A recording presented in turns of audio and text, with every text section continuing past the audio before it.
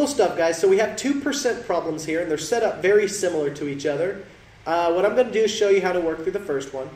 And before you look at how to solve the second one, maybe pause the video and try it on your own.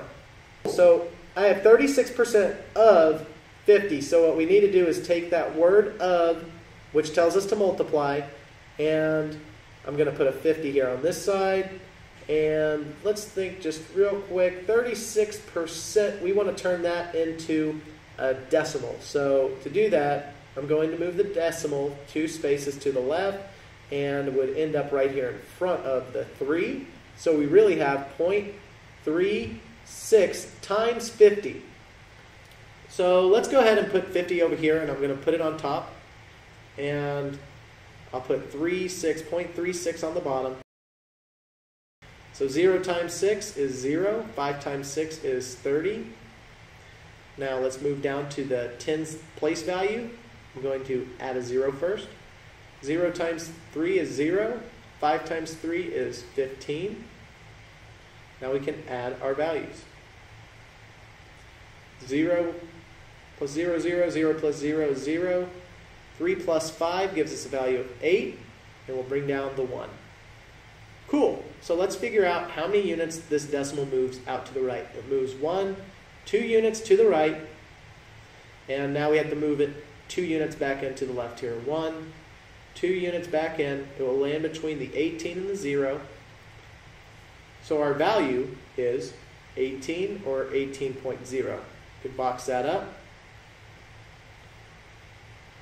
Now press pause and practice this next one for a second.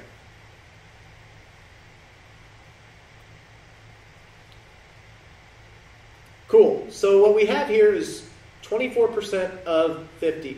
Of tells us to multiply. And I'm going to convert 24 into a decimal.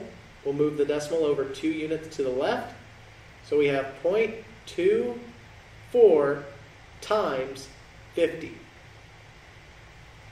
I'm going to rewrite this with 50 on top and 0.24 on the bottom, making sure to line up the last digits.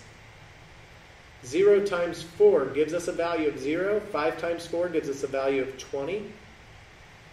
Moving on to the tens place value here, I'm going to drop a 0 down.